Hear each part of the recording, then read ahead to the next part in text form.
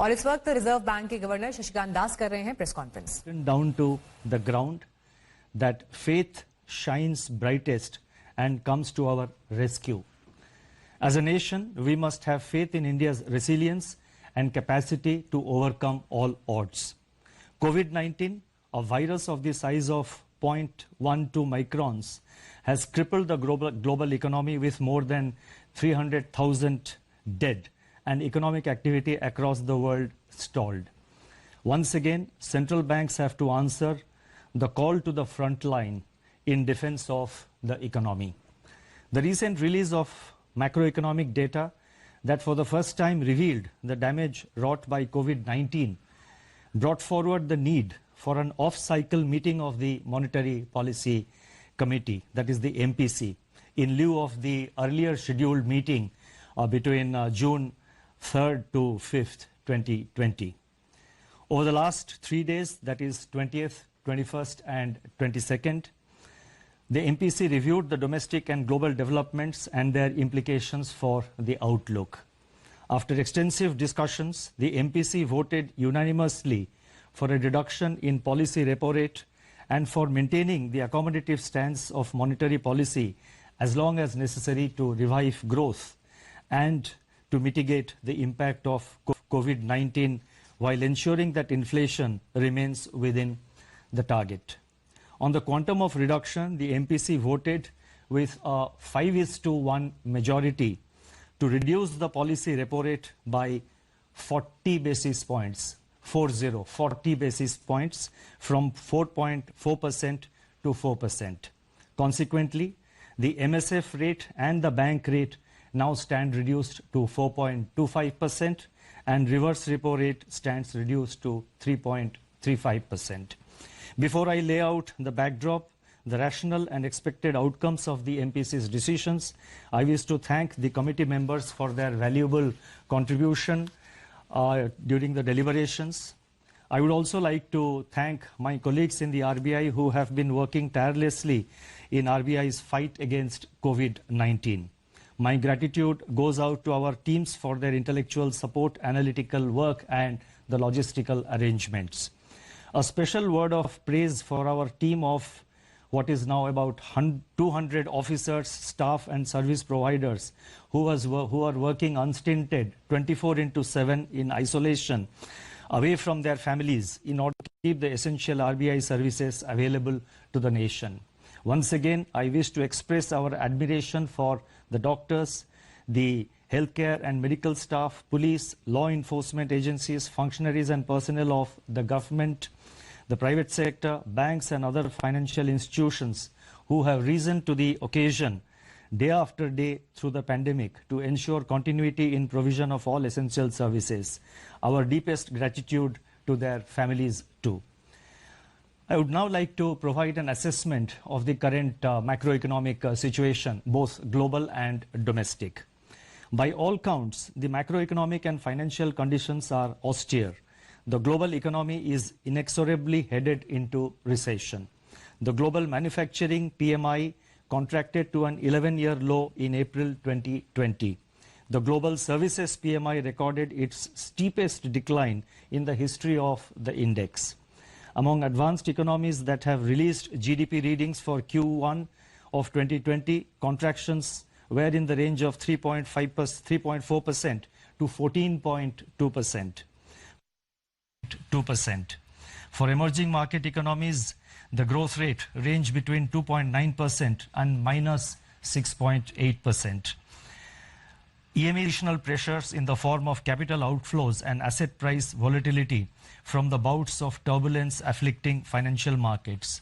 The plunge in crude prices has dried up budgetary revenues for oil exporters. On the other hand, oil importers have been denied terms of trade gains by the crushing blow to demand delivered by the pandemic. According to the UNCTAD, the value of global trade contracted by 3% in Q1. The volume of world trade can shrink by 13 to 32% in the current year as projected by the WTO. Global financial markets have calmed after a turbulent period in March and volatility has ebbed, but markets have generally been disconnected from the developments in the real economy. Relatively unsung, global policy response by central banks and governments has been unprecedented. Let me now turn to the domestic developments. Domestic economic activity has been impacted severely by the 2 months lockdown. The top 6 industrialized states in India that account for 60% of our industrial output are largely in the red and orange zones. High-frequency indicators point to a collapse in demand beginning in March 2020 across both urban and rural segments. Electricity and petroleum consumption, which are indicators of day-to-day demand, have plunged into steep declines. The double whammy in terms of losses of both demand and production has in turn taken its toll on fiscal revenues. Investment demand has virtually been halted by a decline of 36% in the production of capital goods in March, which was coincident with a contraction of 27% in imports of capital goods in March and 57.5% in April. This is also evident in a fall of 91% in finished steel consumption in April and 25% shrinkage in cement production during March. The biggest blow from COVID-19 has been to private consumption, which accounts for about 60% of the domestic demand. The production of consumer durables fell by 33% in March 2020, accompanied by a 16% decline in output of non-durables. Similar indications are reflected in surveys of the fast-moving consumer space also. In the production sectors, industrial production shrank by close to 17% in March, with manufacturing activity down by 21%. The output of core industries, which constitutes about 40% of overall industrial production, contracted by 6.5%. In conformity, the manufacturing PMI for April recorded its sharpest deterioration to 27.4, spread across all sectors. The services PMI plunged to an all-time low of 5.4% in April 2020. Amidst this encircling gloom, agriculture and allied activities have, however, provided a beacon of hope on the back of an increase of 3.7% in food grain production to a new record. A ray of hope also comes from the forecast of normal southwest monsoon by the India Meteorological Department. By 10th May 2020, up to which the latest information is available, Kharif sowing was higher by 44% compared to the last year's acreage. Rabi procurement is in full flow in respect of oilseeds, pulses, wheat, benefiting the bumper harvest. These developments will support farm incomes, improve the terms of trade facing the farm sector, and strengthen food security for the country. Going forward, these would also have a salutary effect on food price pressures. The inflation outlook has become complicated by the release of partial information on the Consumer Price Index by National Statistics Organization, obscuring a comprehensive assessment of the price situation. From the incomplete data that have been made available, food inflation, which had eased in January, from its January 2020 peak for next 2 months, that is during February and March. Now suddenly they have reversed and surged to 8.6% in April as supply disruptions took their toll, immune to the ongoing demand compression. Prices of vegetables, pulses, oilseeds, milk and cereals emerged as pressure points. In the external sector, India's merchandise exports and imports suffered their worst slump in the last 30 years as COVID-19 paralyzed world production and demand. India's merchandise exports plunged by 60.3% in April, while imports contracted by 58.6%. India's foreign exchange reserves have, however, increased by 9.2 billion during 2021, that is from 1st April onwards, and so far, that is up to 15th of May, our foreign exchange forex reserves, they stand at $487 billion US, which is equivalent to 1 year's imports. I now go to the outlook with regard to inflation and growth. Against this backdrop, the MPC assessed that inflation outlook is highly uncertain. The supply shock to food prices in April may show persistence over the next few months, depending upon the state of lockdown and the time taken to restore the supply chains after relaxation of the lockdown. Among the pressure points, the elevated level of pulses inflation is worrisome and warrants timely and swift supply-side interventions, including a reappraisal of the import duties. Immediate step-up of open market sales, PDS offtake by FCI to offload some part of excess stocks can also cool down cereal prices and also create room for Rabi procurement. Given the current global demand-supply balance, international crude oil prices, metals, and industrial raw materials are likely to remain soft. This would ease input costs for domestic firms.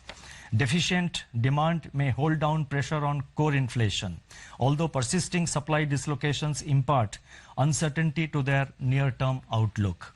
Much will depend on the shape of the recovery after COVID-19. Accordingly, the MPC is of the view that headline inflation may remain firm in the first half of 2020, but should ease in the second half, aided also by favorable base effects.